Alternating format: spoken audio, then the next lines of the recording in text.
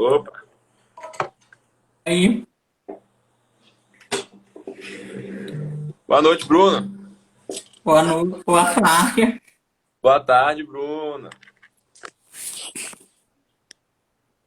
Bom, primeiro, vou ver a presença aí para o pessoal que está assistindo a live.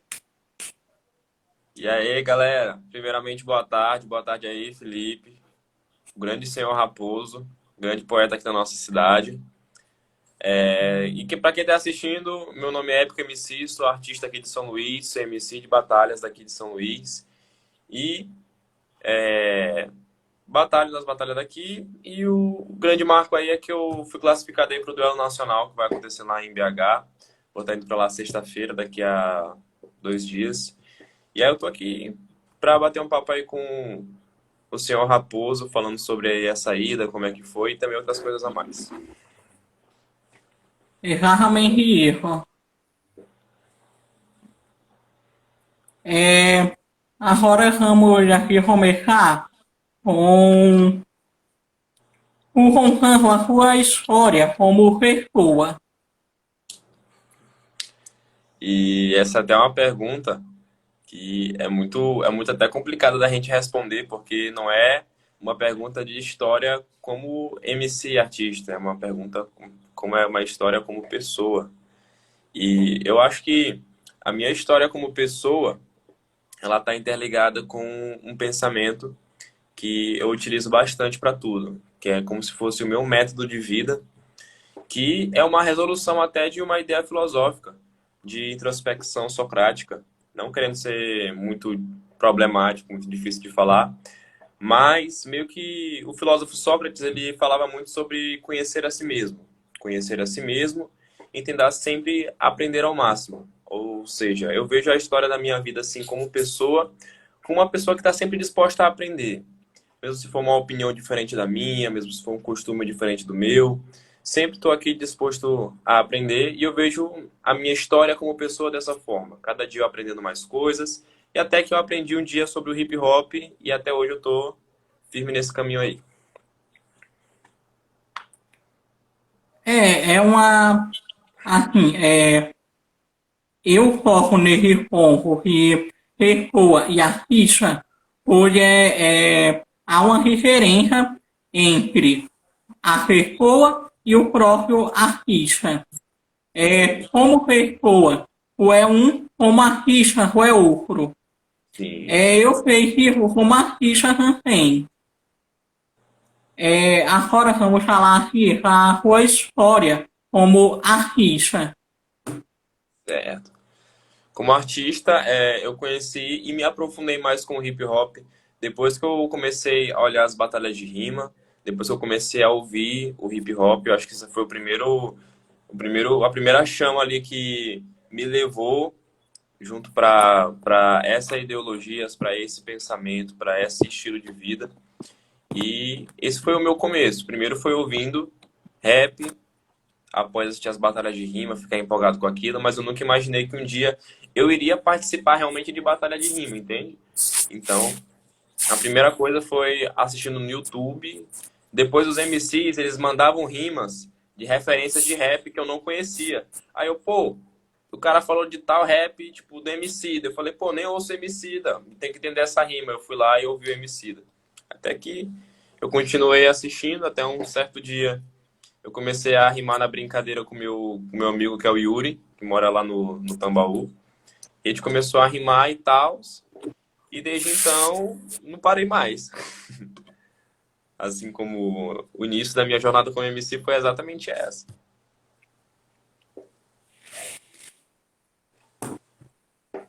Bom, eu sei que você tem inúmeros planos para o seu futuro. Como pessoa, qual é os seus planos? Quais são os seus planos? E meus planos como pessoa é principalmente atingir umas etapas de conquistas que eu ainda não consegui. Que foi, por exemplo, eu tenho uma loja virtual, New Imports SLZ, para quem quiser seguir também. Felipe aí, que é um cliente fiel. eu tenho como conquistas de como pessoa, firmar minha loja em um lugar físico para eu atender meus clientes lá melhor, para eu poder também melhorar meu atendimento de manutenção de celular. Consegui morar sozinho também. Atualmente eu moro com minha mãe. E o que eu enxergo são minhas duas etapas principais como pessoa fora do âmbito artístico, entendeu? Essas são os meus planos que estão mais próximos que eu quero atingir como pessoa. E em questão dos seus planos como artista, Meus principais planos como artista já é um pouco mais abrangente, porque tem muita coisa que eu ainda quero fazer. Inclusive esse ano eu consegui fazer, que o meu plano era me classificar para o estadual, eu consegui me classificar, e eu consegui ser campeão, eu não esperava ser campeão, então foi um plano a mais, que eu acho que eu ficaria para outro ano, para os próximos anos eu consegui. Rimar fora do estado, eu queria muito rimar fora do estado, e eu consegui também, consegui ir para o Pará, fazer as batalhas lá, e agora lá para BH, Belo Horizonte, Minas Gerais. E então, os meus próximos planos é querer rimar em São Paulo, Rio de Janeiro, e também começar a lançar meus sons, que tem muito som que eu tenho escrito, só que eu já escrevi, só que não lancei ainda, porque eu sou muito seguro com minhas letras também, e eu também não foquei muito em estúdio, mas os meus planos são esses, rimar em São Paulo e Rio de Janeiro, no caso. Rimar nas maiores batalhas do Brasil, entende? Esses são meus planos para o próximo ano, né? Batalhar nas maiores batalhas do Brasil e também lançar meus sons. Esses são os meus planos aí como artista.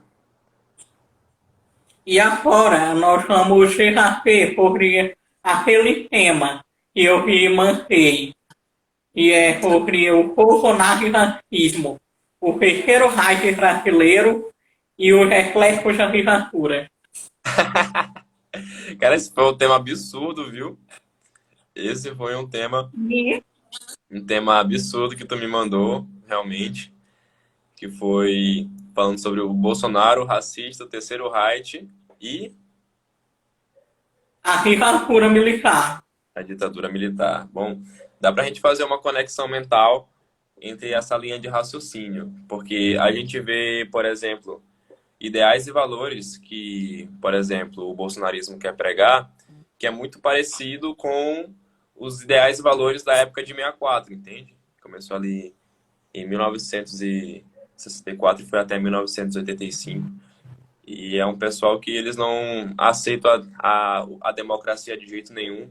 Eles acham que através de uma organização militar para regir o Brasil seria tudo melhor, mas se os militares entram no poder, eles organizam tudo e não tem liberdade de expressão para nada. Tanto que na época da ditadura militar, as provas e conteúdos eles eram regidos de acordo com o governo militar. Tipo, não tinha filosofia na ditadura militar, não tinha outras matérias, a história era rotulada em partes. Tanto que até hoje em dia tem gente que queria colocar movimento militar do Brasil para não falar regime militar. E o que a gente vê hoje, depois da eleição, é um reflexo das pessoas que ainda querem reviver isso, entendeu? Querem reviver a opressão, a diminuição da democracia, quer desvalidar a democracia, botam lá SOS, Forças Armadas pedindo ajuda para Forças Armadas de algo que foi organizado de forma democrática. Então, dá para correlacionar esses dois acontecimentos com as pessoas hoje em dia, entendeu? Porque a gente não pode falar somente do Bolsonaro, e sim do bolsonarismo, que eu acho que é uma ideologia, entendeu? É uma ideologia que muita gente crê cegamente, crê que é uma solução, mesmo todos os dados apontando ao contrário, eles se agarram em fake news, em ideologia, em argumentações também, argumentações que são muito egoístas, pro lado de se dizer. E quando a gente fala de argumentação egoísta do bolsonarismo, a gente já pode ir para o elo lá do Bolsonaro e o racismo. Porque o Bolsonaro, ele dá para ver que ele não tem respeito nenhum por nenhuma etnia, entendeu? Quando a gente olha ele falando o discurso do povo brasileiro, eu acho que não encaixa o povo brasileiro em si, somente uma parcela. Que eu estava até conversando, meu amigo Gabriel tá aqui em casa ali, A gente estava até conversando sobre um dia desses que o governo do Bolsonaro foi um governo muito centrado em um grupo de pessoas, que no caso é a elite brasileira.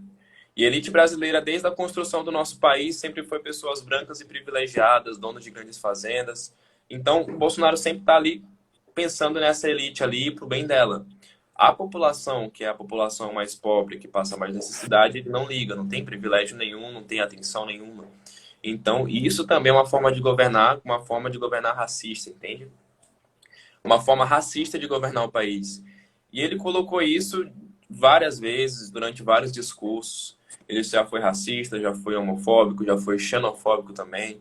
Tanto que tem maranhense que adora o Bolsonaro, mas já tá atrás ele, no discurso dele bem antigo, ele disse que no Maranhão só tem pedrinhas, tipo, dizendo que no nosso estado só tem uma penitenciária.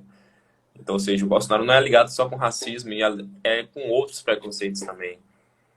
E o terceiro Reich seria a ascensão dele se viesse um golpe, né, mano? Seria a ascensão dele se Sim, viesse sim. um golpe.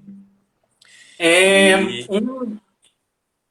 uma pode continuar. coisa para linkar o Bolsonaro com o terceiro Reich é, assim, ele ficou o carro na tal elite e a gente poderia reclamar que um pouco ariano, fazendo relação com Hitler, enquanto o restante da população foi tipo, ele ficou preparando em locais e onde eles seriam afetados, fazendo tipo campos de concentrações, tipo Auschwitz.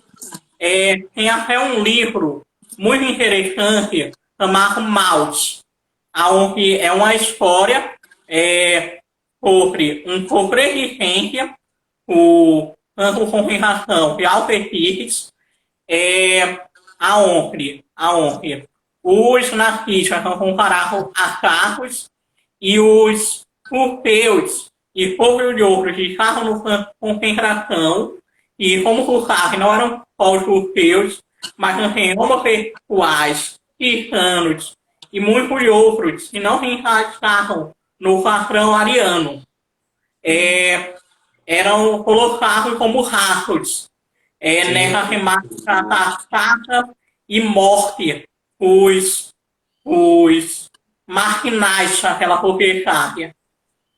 sim, sim. Eu não cheguei a ler esse livro, mas eu já vi ele bastante vezes sobre esse livro. E é esse pensamento de privilégio que uma raça tem que se curvar a outra, entendeu? Então, a gente olha os discursos do Bolsonaro e quem não olha assim e já não interpreta que isso está errado e que isso está estranho, acaba caindo na cilada do patriotismo, na cilada de que, tipo, tem que defender o país, mas, tipo, eu defendo o meu país e na mente da pessoa, tipo, meu país é só essas pessoas e eu, entende? Então, essa é a ideia do terceiro Reich. Até então, tem muita gente que tá até agora lá no João Paulo, fazendo a manifestação. E até tem final de semana que tem até bastante gente, mas o povo tá. Os soldados em si estão nem aí. Até eles sabem que eles não podem fazer isso, que eles estão pedindo o que intervenção militar não. Tem até uma palavra correta que eles estão pedindo. Eles são pedindo intervenção federal, E isso, mas só que intervenção a federal. intervenção federal não tem nada a ver com os militares. Exatamente. Não são os militares em Recife. O que eles estão querendo mesmo, mas nós só fazendo vestir, é uma intervenção militar, mas a intervenção militar não pode ocorrer de acordo com a Constituição Federal. Sim. E eu li sobre a intervenção federal, que tem a ver com caso de saúde pública, se eu não me engano, que pode ter intervenção federal se tiver algum caso sobre saúde, entendeu? Sobre saúde, sobre alguma doença, algo assim, se eu não me engano. E não tem nada a ver com intervenção militar. Então o povo tá esperando os militares saírem com fuzil na mão e, sei lá, prender petista. Não sei. E também a intervenção militar, a intervenção federal, ela é focada mais nos estados e não na União. Sim, por isso sim, sim, porque é as unidades federativas. Sim, sim. Sim, na Unicard, não no Corro. Ah, entendi, entendi, entendi. Pois é, então a gente vê essas pessoas que ainda têm essa falta de informação pedindo algo que nem dá para eles conseguirem algo com aquilo que eles estão pedindo, que no caso é intervenção federal. E uma coisa que a maioria do pessoal está aí pedindo a intervenção não faz é que o cara que ele não tem tempo, que no caso é o Bolsonaro, ele foi, ele saiu com o exército por um motivo. Qual foi o motivo? Ele planejou um atentado com Sim, cara. pontos nos quartéis e ainda tem mais, isso aí não foi para as mídias. Ele planejou fazer um atentado contra o Carrefour do Rio. O Carrefour leva paz para o Rio. E ele colocava uma bomba lá, o Rio inteiro iria explodir. Esse cara, eles não tempo um terrorista. Sim, exatamente. E é louco porque assim, eu discuti com um tio meu, bolsonarista, e tipo, para cada fato que demonstra que o Bolsonaro não é uma pessoa tipo sã para governar o Brasil, todos eles tinham um argumento para tentar passar o pano. E teve esse plano do Bolsonaro de explodir uma bomba no quartel, cara. O cara era militar e queria explodir uma bomba no quartel. Eu lembro que meu tio falou: Ah, e o Bolsonaro, ele era inconformado com os sistemas de ordem, por isso que ele queria atacar uma bomba no queria atacar uma bomba no exército porque ele dizia que a organização lá não estava certa e ele estava inconformado com o problema. Aí eu fiquei tipo assim, cara, meu tio tá passando pano pro cara que queria atacar bomba no exército. Meu Deus do céu, tipo, acaba cegando a pessoa, pô. Cegando, cegando Hum, demais. uma pequena coisa. Isso aí que ele está falando é uma mentira. O que ocorreu é que o Bolsonaro estava inconformado com o valor que ele repetia. Caraca, Aí, para ele repetir mais, ele quis tirar o saldo no Rio. caraca, eu nem sabia disso aí, pô. Nem sabia que era por esse motivo, que era porque ele tava ganhando. Já que ele não podia manifestar, ele ia matar todo mundo. Exatamente por isso. Caramba, seu caramba. Pois é, então. E eu fico perguntando, cara, como é que essas histórias, tipo, vão pra debaixo do pano, ninguém percebe, e ele consegue, tipo, continuar e tal. E eu fico, meu Deus, meu Deus, meu Deus. Bom, sobre isso eu tenho aqui informação. Assim, para um oficial ser condenado é necessário um triunvirato. Isso é, três juízes. Hoje não fazem nada, eles vão lá com a autorização e um destaque. Aí no julgamento do Bolsonaro, eles decidiram não condenar ele, mas ele teria que sair o exército. Teria que existir para sair. Porque ele estava muito novo, resolveram pensar nos pais dele. Aí ele saiu, o exército, e ficava indo de para condomínio em condomínio, e se foco para ser criador. Caraca, senhor. E eu nem sabia que ele tinha participado desse julgamento também, mano. Eu não E sabia. concorreu. Caramba, pra ver como é que funcionam as coisas, né, mano? Que É, loucura. é, a, é a velha história. O Brasil, ele está condenado desde antes da sua existência. Quem é que veio para cá, o começo da colonização iniciou de carro, foram os, o pessoal que era mandado para cá por cometer crimes e não queriam mais ele lá na Europa, e os novos Sim. cristãos. O Brasil, a política do Brasil, a começou errada Já com foi. esse pessoal que era mandado para cá. Sim, sim, sim. Esse criminosos. Sim, ainda as primeiras pessoas que mandaram pra cá era criminoso, mano. Que loucura, né, bicho? E Que loucura. Parece que o problema tá mais à raiz do que a gente imaginava. Porque que a gente não aprende no colégio é que Pedro Álvares Cabral chegou aqui de boa, no barco cheio de pessoas civilizadas, e todo mundo conversou normal, mas quando a gente vai ver a fundo, tu é a doido. comunicação por entre a cruz e a espada. Exatamente. Ou os nativos eram sacrificados ou morriam. Eram assassinados ou por causa das doenças e burocracias de fora. Sim, sim. E até uma interpretação desse método aí de controle, né, no começo, ou era através da espada ou através da cruz. E o engraçado é que é só inverter ambos os dois símbolos. Se pegar uma espada e inverter ela de um jeito, se torna uma cruz, e se pegar uma cruz e colocar invertida, se torna uma espada.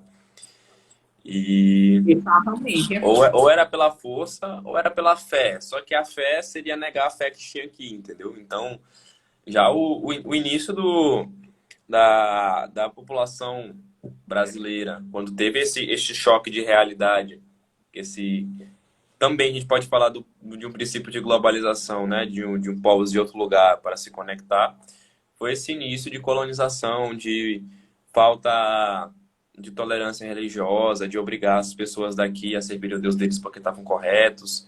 A companhia dos padres jesuítas vieram para catequizar os índios, para tentar fazer o papel deles, né, como padres.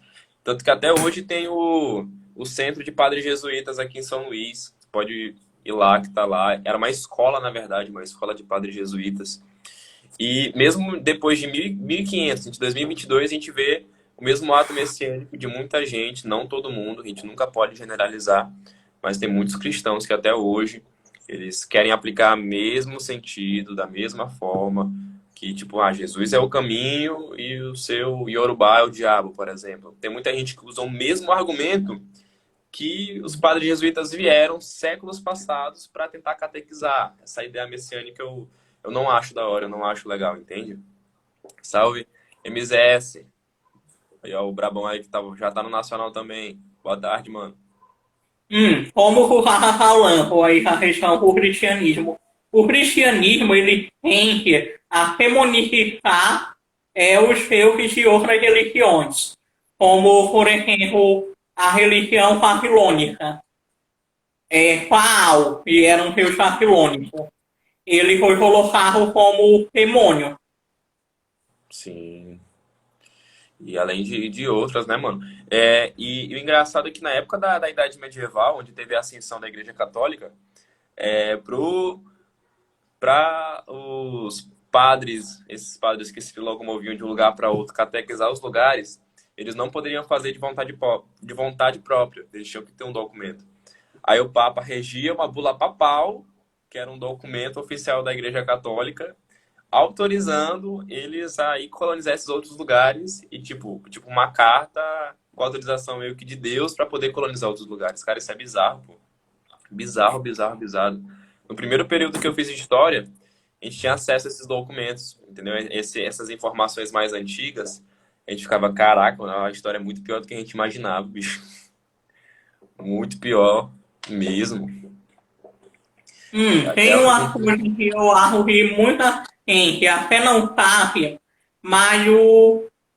Ah, poxa, que não. E foi mudada através da história. Uma dessas a origem do Natal e do dia 25 de setembro. Sim, sim, sim. Que a origem, que o E Natal era um festival pagão, né, mano? era um festival pagão romano é, e era em homenagem ao solstício de verão. Sim, sim, sim. E ocorria no dia 25 ao Deus Saturno. E esse festival era chamado Saturnália. Pois é, mano. E com o assistente, o cristianismo, como religião oficial do Império Romano, ocorreu essa troca. O festival em homenagem ao seu Saturno, virou um festival em homenagem ao nascimento de Jesus. E ainda tem gente que não acreditava na ideia politeísta, né, não, mano? É, Poxa. E se eu não me engano, essa época que o catolicismo ele foi legalizado e oficializado como religião padrão de Roma foi no período da época de Constantine, né, mano? Constantino. Constantino, isso, Constantino. Que ele Não, espera aí. oficializou. Constantino foi o que tornou o cristianismo uma religião permitida, porque Ah, não era permitida antes. sim, Quem sim. tornou é, oficial foi Justiniano. Exatamente, exatamente. E aí é muito, muito bom na história a gente fazer as conexões, né? Fazer as conexões e tentar verificar o que que mudou, o que que apareceu. E eu acho que na história nada muito mudou, entendeu? Eu acho que mais acontecimentos colocaram outras palavras, mas o conceito ainda é o mesmo. Esse da intolerância religiosa, por exemplo, que os portugueses vieram para cá e fizeram com os povos nativos daqui. E a gente pode também correlacionar com a ideia do Bolsonaro também que a gente falou, né, mano? Sobre o Bolsonaro e o terceiro Sim, raio. Porque o Bolsonaro, dá era um muito pra, momento. Não. ele dá muito pra... Aí fui beber uma água. Pois é, deixa eu dar uma olhada aqui na galera. Rick Silva, é porque eu li.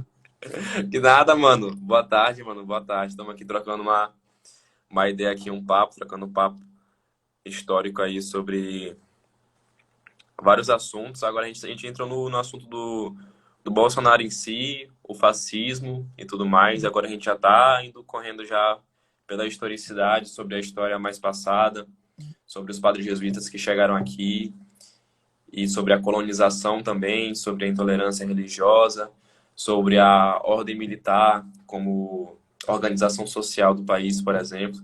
A gente está indo aí, destrinchando. Sei que tem pouca visualização, pouca pessoa assistindo, acho que só tem uma, duas agora. Mas é isso. Tá tudo gravado. Eu vou postar depois terminar a live. Tranquilo, tranquilo. É muito bom que a galera assista também. Sim, sim. E Aí aí, como. Não, vou continuar. só concluindo o pensamento do Bolsonaro, porque o lema do Bolsonaro é Deus e família acima de tudo. Deus acima de tudo e Não, Brasil acima de tudo, se eu não me engano. eu e acima de burro, Brasil acima de burros. Exatamente. E quando ele fala Deus acima de tudo, o Deus, logicamente, é o Deus dele, entendeu? É o Deus dele que ele tá falando ali. Ele não enxerga o Deus em si de uma forma, por exemplo, que eu enxergo, que outras pessoas enxergam. Então, eu acho que ele meio que tá tomando as coisas mais fortes ali para tentar conseguir uma força, que é o patriotismo, é a religião, entendeu? A religião. E, além disso, a construção da família em si, entendeu? Construção da família. Que na ele é a tradicional. Ele, uma família, por exemplo, de homossexuais é algo, uma catástrofe para ele, na mente dele. Entendeu? Então, Então tem o outro lema dele, o Seus Pais e a Família, que é o lema de uma associação nazista que fez no Brasil. sim, cara, sim. Eu vi a foto desse jornal antigo, que é o mesmo lema de uma organização nazista, cara. O mesmo lema. A diferença é que o lema, o de hoje em dia, é a bandeira do Brasil. Antigamente esse lema tinha o símbolo da Ku Klux Klan, mano, em cima. Era bizarro, doido, bizarro. Era exatamente isso mesmo. Era exatamente o mesmo lema, pô. Ou seja, o mesmo lema ali para aplicar uma ideologia, uma raça superior, que ela que tem que ser a seguida e todo mundo tem que se dobrar diante dela, entendeu? E aí, eu acho que não dá Assim, pra. o que eu achei pior foi, foi assim, o pessoal que diz cristão apoiar o Bolsonaro. Ele vai apoiar a religião. nesses 4 anos que foi feito, ele não fez nada em relação à religião. O Nada, Lula mas fez mais do que ele. fora da presidência. Fora da presidência, esse é um dos pontos também. E o pior é que o que ele apoia na religião, ele se contraria pela própria religião dele, mano. Cara, Exato. é um negócio muito contraditório, muito vazio, que eu acho que quem segue é porque não deu uma analisada profunda, ou às vezes não quer prestar atenção, entendeu? Essas coisas em si, do Bolsonaro em si, entendeu? Eu falo muito com minha avó, tipo, a minha avó ela é cristã, ou seja, ela tem bastante gente ali do lado dela falando sobre e tudo mais. Minha avó é uma pessoa que, apesar de ela ser bem quietinha na dela e tudo mais, ela é bem esperta. Aí eu falei, perguntei um dia, aí, pô, a senhora vai votar no Bolsonaro e como é que isso vai ser? Ela, filho, não sei, porque o Bolsonaro, ele diz que é da igreja, mas ele fala muita coisa ruim. Ele dá apoio pra muita coisa que Deus não gostaria de fazer e tal. Ou seja, até uma percepção bem mais simples e básica dela, ela conseguiu já raciocinar tudo o que estava acontecendo. Então, particularmente para quem idolatra esse cara e tudo mais, é pessoas que compactam com os mesmos preconceitos dele, entendeu? Tipo, que a vida tá de boa pra pessoa, não vê problema nenhum, não vê a luta de diversas partes da sociedade, luta contra o racismo, contra a homofobia, contra a fome, a favor da saúde, a favor da educação pública. Então, as pessoas que estão vivendo suas vidas e não enxergam a necessidade dessas partes da sociedade, só compactua com o preconceito da pessoa mesmo. É complicado isso, porque ele é um cara que se diz cristão, que se diz religioso, mas ele de fato não é. O que ocorreu, eu vou ficar aqui ao máximo, que ele falou, a religião é o ópio do povo. Ele utilizou a religião, ele utilizou em um falso fascismo para que nascer e o moço para amar o pessoal para o lado dele, para atrair mais gente. Sim, Foi sim, isso que ocorreu. sim, sim. Ele utilizou a religião para atrair as pessoas, para atrair, no caso, as pessoas da religião para ter o apoio da religião dele. O povo, através do patriotismo ainda, o povo, e ainda a ideologia dele de família, cara. E a gente olhou exatamente desse jeito. No caso, foi Marx que citou isso. Pois a religião é o ópio do povo. Realmente, mano, realmente. E é muito tempo, desde da idade medieval até hoje. Pode mover muita coisa. Principalmente no Brasil, né? Pra gente ver É, a porcentagem das religiões, a gente pode ver no Brasil, apesar de o Brasil ter uma diversidade enorme de religiões, mas a gente vê que tem uma maior parte que é protestante, evangélica protestante, e o reflexo do grande apoio também, né, mano?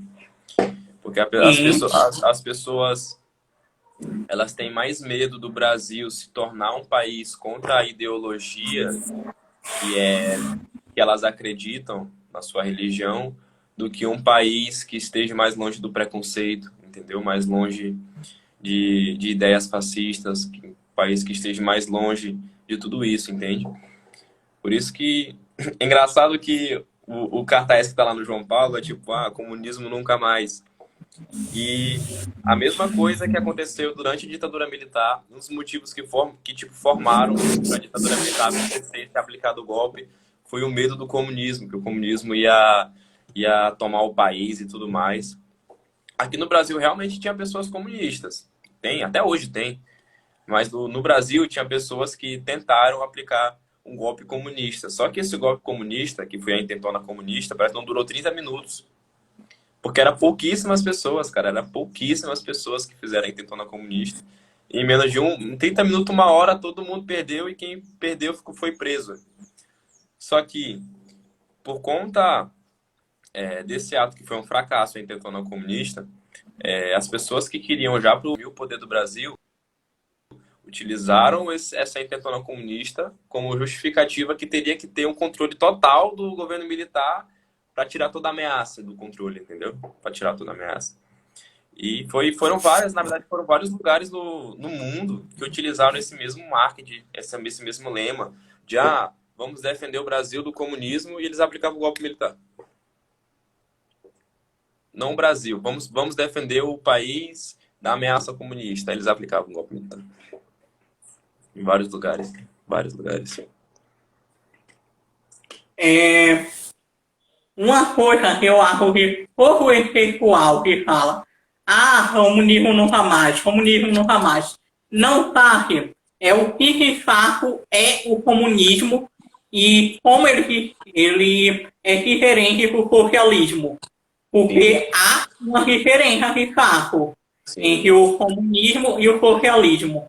O que ocorreu no mundo foi o socialismo. O comunismo nunca ocorreu. Exatamente. Até nos O que é o países. socialismo?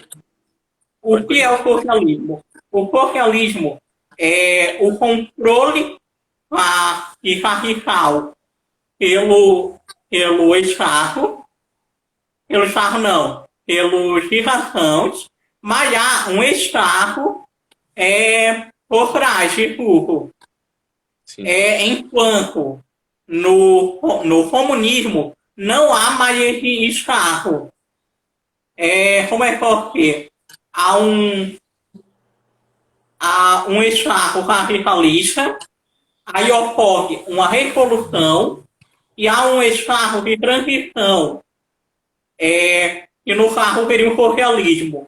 Aí quando eles conseguem arrumar tudo, faz para o Estado, que eles dizem que seria o Estado perfeito, que seria o comunismo. É isso que ocorre. O comunismo seria a evolução do socialismo. Seria um socialismo melhorado. Sim. Mas há um problema nessa transição. O socialismo para o comunismo, na prática, é que quem está no poder não pega isso o poder. O Estado não quer abrir mão de ser Estado. Por isso não há o comunismo.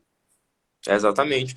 E é por isso que muitos lugares que tentaram chegar no regime comunista através do regime socialista acabaram se perdendo no caminho. E ali pessoas até que utilizaram o nome do comunismo para tentar chegar no poder. Por isso que a gente olha vários ditadores comunistas, que se dizem comunistas, ditadores socialistas também. Porque existe ditadura tanto na direita quanto na esquerda também, através da história. Só que essas ditaduras que ocorreram na esquerda foram pessoas que não seguiram os ideais, entendeu? Não seguiram os ideais de pensar no povo. Quando eles conseguiram chegar no ápice do poder, eles pensavam só em si, porque eles não queriam abrir mão do poder, entende? Não queriam abrir mão do poder. Mas a gente olha, o país que mais entrou em ascensão com o socialismo foi a União Soviética. E eu estava até conversando com um colega meu, que o nome dele é John, sou muito inteligente também, e deu para ver. Muito inteligente mesmo. Sim, o John. Eu fiquei a conhecê-lo. Ele é um cara muito inteligente sobre o que se refere a anarquismo, comunismo e socialismo. Sim, ele é uma pessoa muito inteligente. E ele me explica, teve uma conversa que ele me explicou o básico da melhoria de um país que se tornou socialista. A Rússia. A Rússia foi um dos últimos países a se tornar independente, porque ainda tinha, na época da Revolução Industrial na Inglaterra, a Rússia ainda tinha um sistema feudal do czarismo. E aí, em 1917, 1900 que ela se tornou independente, lá com bolcheviques e mencheviques. E a gente pode ver o boom gigante dela, porque, além disso, a Rússia é o maior país territorial, país euroasiático. A gente olha ela em 1917, saindo de um sistema feudal, absolutista, tendo sua independência, e depois a gente já vê ela batendo de frente com os Estados Unidos numa corrida espacial, na Guerra Fria.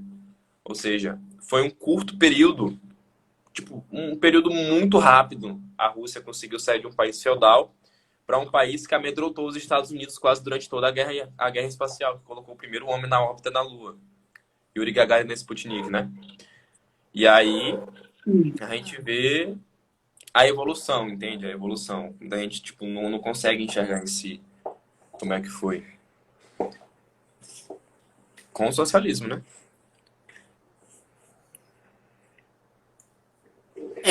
Ficando aqui, uma selfie, e você, é, a política é como um círculo, e os loucos, e eu pego os loucos, e um for muito para a esquerda, e o outro for muito para a direita, em um determinado ponto eles vão se encontrar. Sim. Há cores e ambos os lados, tanto na esquerda como na direita, e no carro ao longo da história. Como, por exemplo, esse Hitler, os senadores lá de Portugal e a Espanha durante o nazismo e a ditadura militar foi um longo período para ter uma noção. E 21 temos anos. assim, como? Foram 21 anos. Não, vou falando, foi o nazismo até o final da ditadura militar. Sim, sim, sim, sim. A Espanha e Portugal para sobre ditadura. Exatamente. E foi um movimento de ditadura que foi, tipo, indo um de cada vez. Um foi se inspirando no outro. Um foi se inspirando no outro. Eu lembro que, até na época de Getúlio Vargas, antes de ele aplicar o Estado Novo, porque a ditadura de 64 não foi a primeira. Teve a ditadura do Estado Novo com a de Getúlio Vargas. Inclusive E, foi muito violenta a do Getúlio Vargas. Eu lembro que teve mortes e prisões de mais de 10 mil poetas na época. E aí o Getúlio Vargas consegue fazer um negócio desse com o país e ainda tem gente que fala que ele é um herói. Tem gente que enxerga é, Getúlio como herói. assim, eu vejo ele como, assim, se eu for fazer uma comparação, eu vejo ele como o príncipe de Maquiavel. E vou fazer uma comparação. Sim, sim.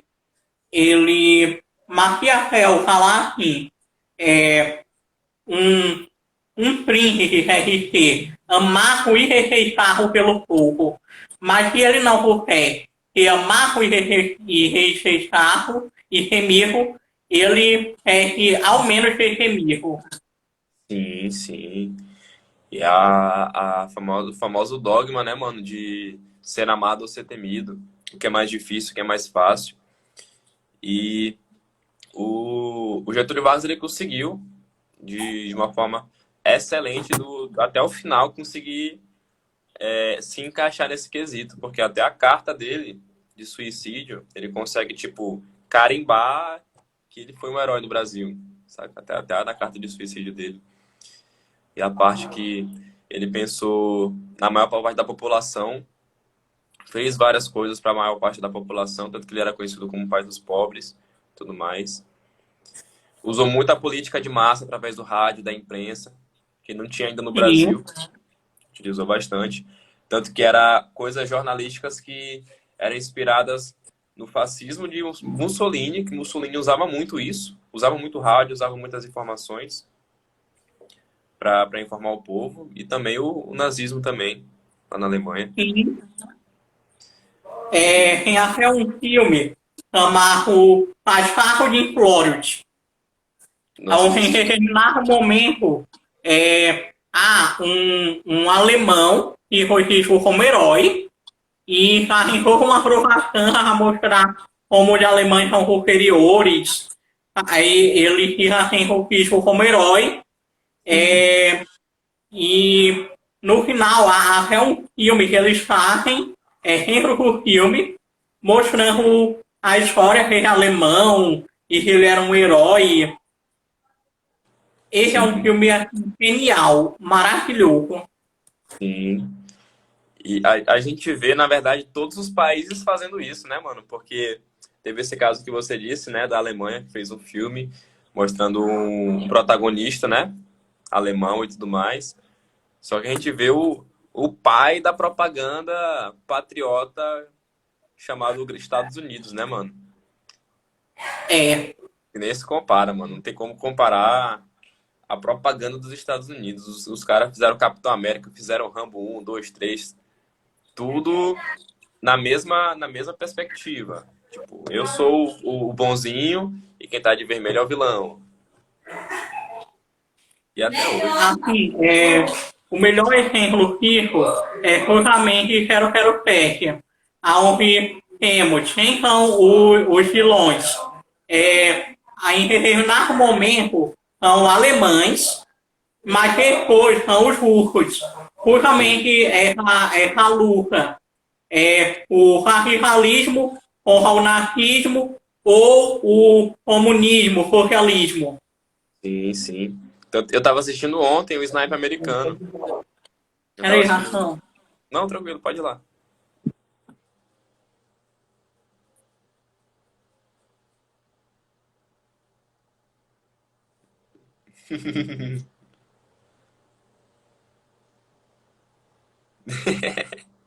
Que fofo.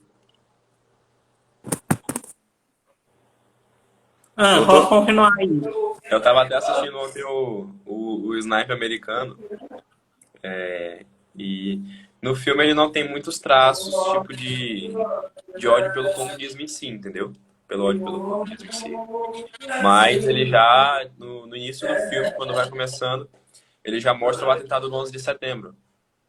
E aí, do 11 de setembro, aparece o protagonista, que é o Chris Kyle, que era o sniper americano, tipo, assistindo na televisão, e após a cena já é ele indo pro Iraque, tá ligado? Já é ele indo direto pro Iraque. Tanto que eu até não entendo direito, mas não teve muito nexo deles tentarem conectar o ato do 11 de setembro com o Iraque, se eu não me engano. Não Na tem verdade, muito assim mesmo. Não eles tem muito tentaram, nexo mesmo, não. eles tentaram correlacionar com Saddam Hussein, na verdade, sendo que o Saddam Hussein não tinha culpa nenhuma do atentado, mas eles conseguiram botar a culpa.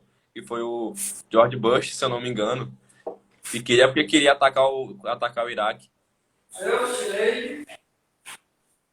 Assim, a luta com a Saddam Hussein, na verdade, foi apenas um pretexto para a invasão ao Iraque, porque lá tinha recursos, tinha ali, ó, uma Muito, grana. muito petróleo. Muito, muito, muito, muito. Muito petróleo. E sobre o 11 de setembro, os Estados Unidos, eles tiraram o próprio monstro. É, isso aqui foi uma coisa que eu li enquanto eu estava fazendo o nono ano. Sim. E é o seguinte, durante a Guerra Fria, e teve lá a Guerra Fria entre houve conflito, os Estados Unidos, por meio da CIA e com a FBI, treinou o próprio Osama Bin Laden. Caraca. Ele foi treinado pelos americanos. Aí Sim. depois de tudo terminou a Guerra Fria, os americanos começaram uma guerra contra o Largo de lá. Aí Saddam Hussein criou a, a Al-Qaeda Al-Qaeda. e com a Al-Qaeda foi planejado o 11 de setembro, que não era apenas um ataque ao World Trade Center, era também um ataque ao Pentágono. Sim. O ataque às torres era apenas uma distração para que o ferro arrasar o Pentágono. Sim, sim, sim, sim. Isso é muito louco mesmo. E eu lembro que os Estados Unidos têm muita dessa, né? Tipo, de estar junto com o país em um certo momento e o depois já se torna inimigo. Como a Rússia, por exemplo, né? Rússia É, não. Como a Rússia, Cuba também. Cuba, E lá vai para os outros países. muita gente Com fala que o Cuba, foi o seguinte, ó. A história de Cuba. O de Cuba era uma ditadura. Aí o de Estados Unidos, ele fechou e invadiu. Aí ele, com esse ditadura, o de Estados Unidos, ele fechou e começou a governar os Estados Unidos. Começou a governar começou a governar Cuba. que tem o É, chamado aí, embargo econômico, né? não, eles começaram a governar mesmo. Tinha eram eles quem escolhia, quem ia falar no Ah, era. porquê, Ah, era. Cuba. É. Aí veio Fidel Castro, veio o pessoal, esse cara. Sim. Aí eles começaram a Revolução Cubana. Porque até na época que os Estados Unidos governava Cuba e os Estados Unidos tinha bases militares em Cuba, parece que mais da metade dos lucros da economia, da exportação, tudo tinha que ser para os Estados Unidos e o Cuba não podia se relacionar com outros países além dos Estados Unidos. Ou seja, era uma dependência econômica gigante. Dependência econômica gigante que tinha lá. É, Que tinha lá. Uma dependência enorme. E aí, quando Cuba tentou resistir à aplicação dos Estados Unidos sobre o domínio da própria economia do país, Cuba conseguiu, obviamente ele conseguiu se libertar, mas quando ele se libertou, não sobrou quase nada para Cuba, porque teve um embargo econômico que eles não podiam mais nem usar o dólar, se eu não me engano, em Cuba. eles não puderam mais usar. Aí eles têm a crise dos mísseis depois. Sim. Esse maior problema sobre tudo. E teve até risco É, da Terceira Guerra Mundial, né, sendo nessa época. e Um risco enorme. agora vamos aqui conversar por uma importância. Sim. O nacional. Nacional, tá chegando. Tudo tem analisado os outros competidores, certo? Sim, sim, sim. Quais tu acha assim? Top 5 que tu acha que são que são uma dificuldade para ti? Os mais que você acha que são os mais difíceis ali que eu vou enfrentar? É, Cara, eu dei até uma olhada aqui. Agora, se eu não me engano, fechou a lista nacional que teve outros MCs para repescagem e meu top 5 mudou. O que eu observo em um oponente lá no Nacional são MCs, por exemplo, que já tem uma grande bagagem de batalha, já batalham há muito tempo, e também que já foram mais de uma vez pro Nacional, porque o MC que já foi mais de uma vez, ele tá mais tranquilo. Ele sabe mais ou menos como é que funciona, como é que é a sensação, por exemplo. Então, o meu top 5 em primeiro lugar, eu acho que o mais difícil assim de bater tá o Tonhão, do Ceará, que ele já foi uma vez pro Nacional, e agora ele tá indo outra vez. Ele é muito bravo, Tonhão do Ceará.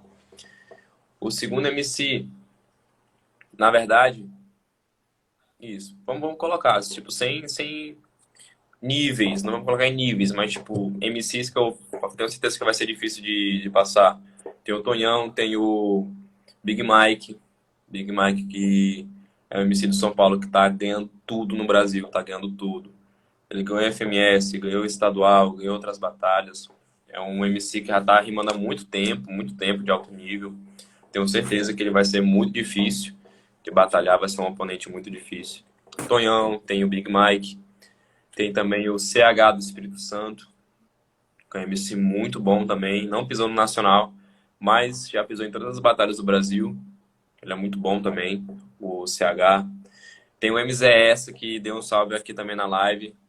o MZS, que é lá de BH. Ele é muito bravo. Ele foi vice-campeão estadual. E aí ele conseguiu a vaga dele na repescagem. Ele é muito bom mesmo, o, o MZS. Então a gente tem aqui, ó, Tonhão, tem o Big Mike, Tonhão, tem o Big Mike, tem o CH, tem o MZS. E outro MC muito brabo também, porque são muitos, pô. São 32 MCs, é gente pra caramba. E também tem o Rogue de Pernambuco. Rogue de Pernambuco também ele é muito bom. Ele vai estar batalhando, é um MC muito completo. Então, no meu top 5 esses são os mais difíceis, entendeu? Esses são os mais difíceis. Assim, esse ritual que já tem batalha, assim, faz vezes no nacional, eles são um pouco mais difíceis mesmo por já conhecerem. Sim, sim, sim. Já estão acostumados, por exemplo, com um público muito grande, entendeu? Já estão acostumados mais ou menos com a vibe.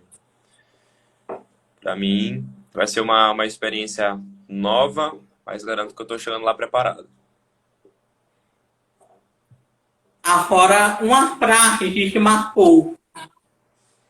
Uma frase que me marcou em alguma época específica, ou tipo, na minha Mas é a classificação. frase que mais marcou. Na minha Tanto classificação. como artista, como pessoa. Cara, uma frase que mais me marcou. Nunca está satisfeito, é meu defeito ou meu diferencial?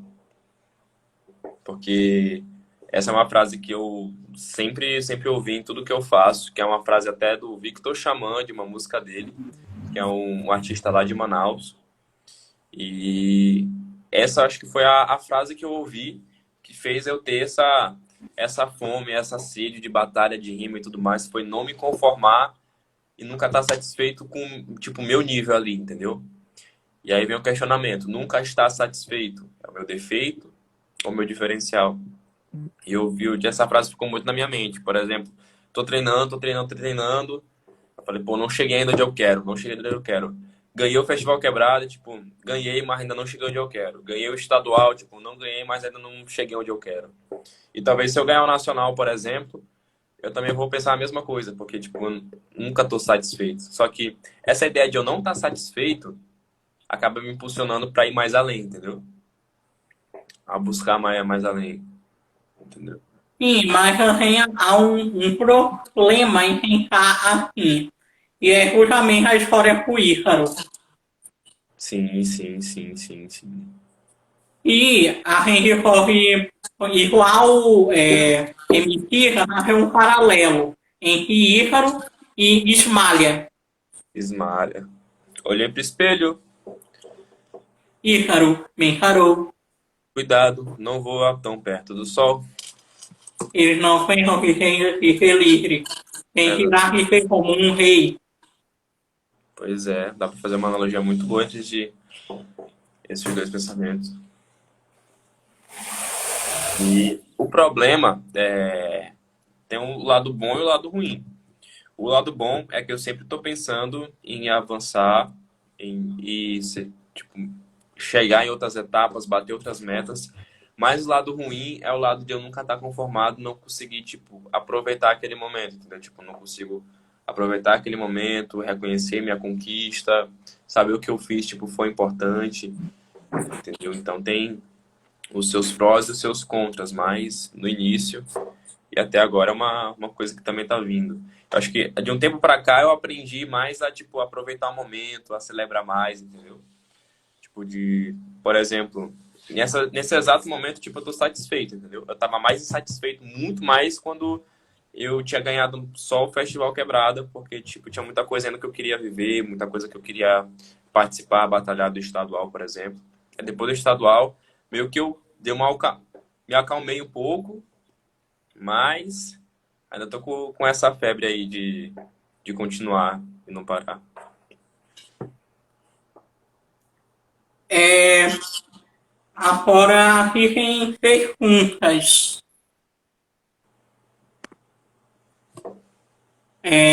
Tem aqui uma que foi para a Batalha com MP. E é assim, como é reter pro irritante com as vezes? Ele que botou a pergunta, foi? Hoje eu sou da pelo Sacada foi mexer.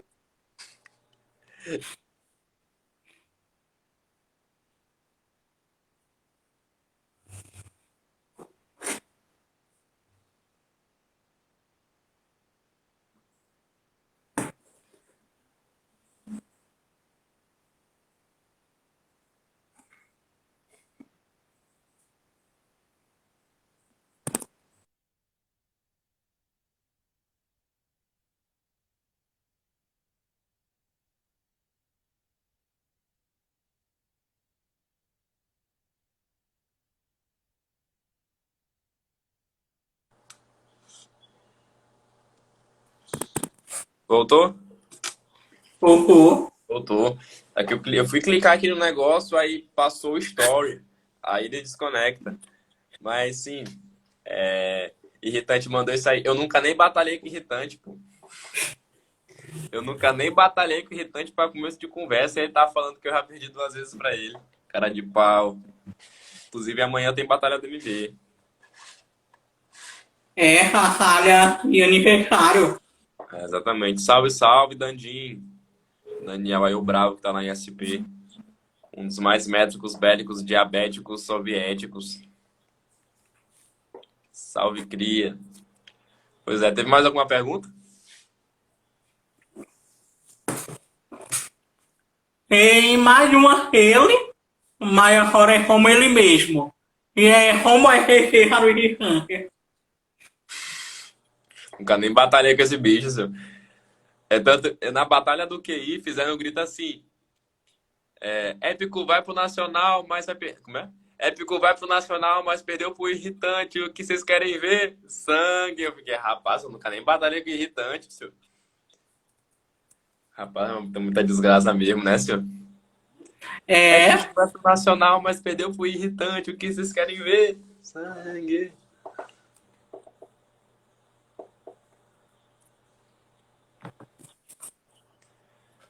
agora aqui eu tenho um desafio para ti. Desafio?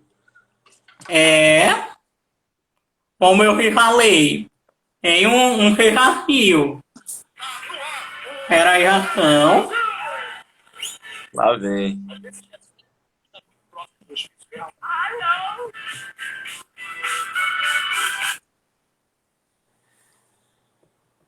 Assim, o desafio é o seguinte. Eu vou deixar algumas palavras e vou fazer um improviso aqui. Tranquilo, tranquilo, tranquilo. Simbora. Nem sabia disso aí, não. Eu me falei lá no Ars. Que eu tinha esquecido, cara. Eu lembrei que era um desafio. Mas simbora. Assim, eu vou fazer o desafio. O Raquel que fazer uma rima envolvendo o assunto, o tema que nós fazemos hoje. Porque Beleza, o beleza. bolsonarismo, o terceiro Reich brasileiro e o reflexo da literatura. Tranquilo.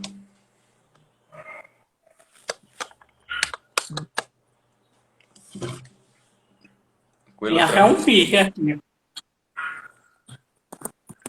Deixa eu ver se consigo ouvir.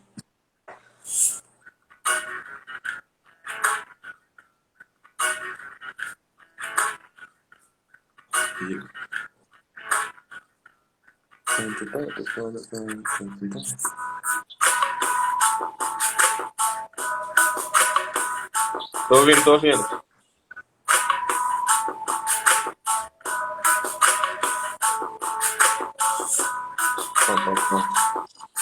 Já vai botar a palavra?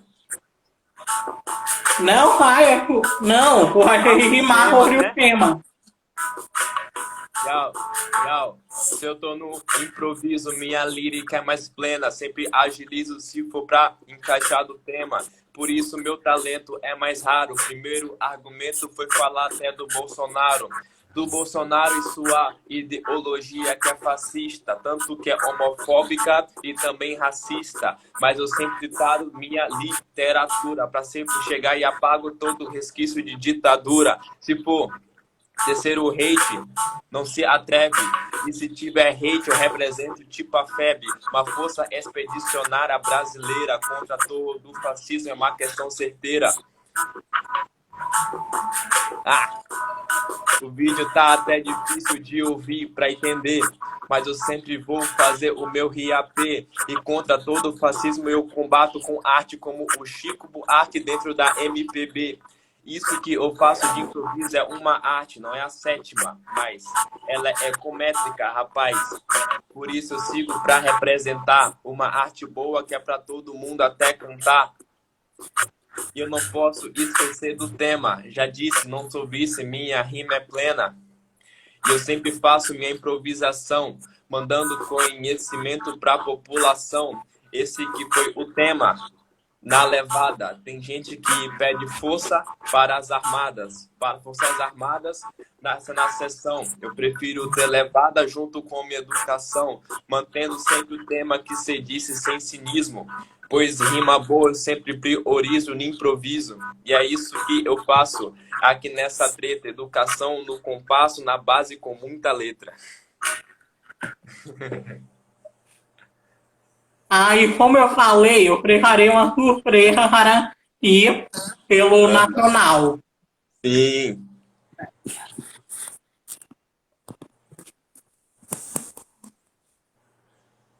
Além da poético Rei da América, guerreiro de outrora, senhores e senhoras, tem uma lenha para contar. Na mais fatal hora, não houve louvores nem amores, apenas tensão no ar. Em meio a curva aquilo, um torrente levantou contra o coração do mar, que corria os grandes rios. Ele levantou com a lentária esparra métrica, oriunda da grande mina, com ela narra corria o Pará, com seus palpes frios. Hoje, ele é um grande herói, que traz orgulho, partindo rumo à grande batalha, representando o fogo do mar. Canteis comigo, poucos que me ouvem. O épico rei da Sassalha, o épico rei da América, há que ganhar. Caraca, mano, valeu demais, doido. Que poema foda, mano. Caraca, por essa eu não esperava não, senhor. Por essa eu não esperava. Pô, mano, gratidão total, pô. Depois me manda esse poema, pelo amor de Deus. Eu vou mandar ele em PDF. Caraca, mano, pô, mano, muito obrigado, mano. Muito obrigado aí pelo texto, pelo presente aí. Gratidão total. Ficou muito foda, doido. Ficou muito foda. Depois me manda certinho que eu quero ler de novo, quero divulgar também. Gostei Eu bastante. fiz até aqui uns trocadilhos. Sim, eu percebi, pô. Eu percebi. Caramba, que massa. Peraí. Quando eu falo coração com mar e com os grandes rios. Eu falo coração com mar é o Ceará, os grandes rios. Rio Grande do Norte, Rio Grande do Sul, Rio de Janeiro. Ele Caramba. narra, com ela narra Sofia o Pará. A referência ao Pará, aqui perto. Sim, sim, sim, sim, É, sim. Frio, a referência ao cu. E quando eu falo aqui, referência o fogo com mar, a referência à Isla MA, Maranhão. Ah, pior. Sim, sim, sim, sim, sim, sim, sim. Caramba, mano, que poema incrível, pô. Pô, mano. Não esperaria menos, pô. Muita referência, muita sigla. Caraca, doido. Pô, mano, valeu, mano. Gostei demais. E nós chegamos ao final esse foco sobre festa. Alguma última palavra? Primeiramente, minha última palavra é. Me sinto lisonjeado de participar aí do primeiro podcast. Foi muito legal conversar aqui sobre tanto o assunto meu como pessoa, como artista, com uma perspectiva política, histórica, social. Muito legal o desafio e gostei muito de ter esse papo, esse diálogo, foi muito importante para mim também. E me sinto só honrado de participar aí e pretendo também vir outras vezes também. Depois nós vamos marcar é, um episódio aí, depois do Real Nacional. Beleza, mano, beleza, beleza. Simbora. Pode Porque crer. assim, o Nacional já é nosso. Já é nosso, pai, já é nosso. Não tem pra ninguém. A gente marca logo Não o mesmo. próximo. A gente marca logo o próximo.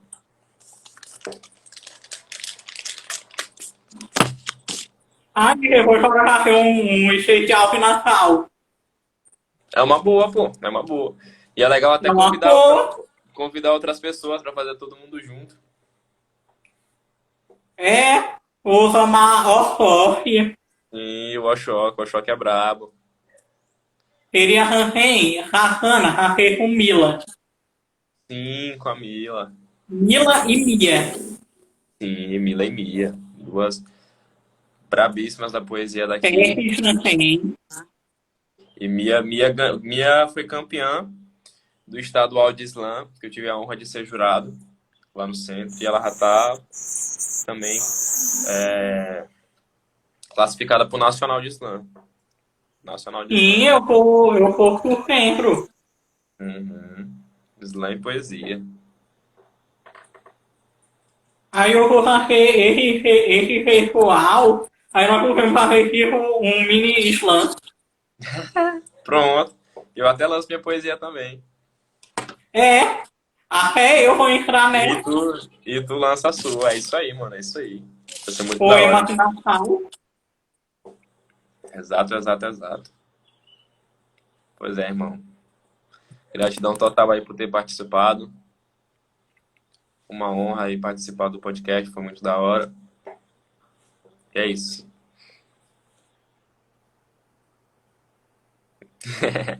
Tudo certinho, mano? Urro. Pronto. É isso aí. Valeu aí por tudo. Eu tô saindo agora aqui que eu tenho que me arrumar pra buscar meu irmão no colégio. Deixei ele na casa da minha avó. E mais uma vez agradecendo aí a participação. Tamo junto. Quem agradeço foi eu pela honra de ter aqui no primeiro episódio desse podcast. Que é isso, mano. Eu que me sinto honrado, mano. Muito obrigado aí por tudo. E é isso daí. Falou, mano. Falou, e boa viagem. Valeu, valeu, valeu, valeu. É tudo nosso, mano. É tudo nosso. Tchau.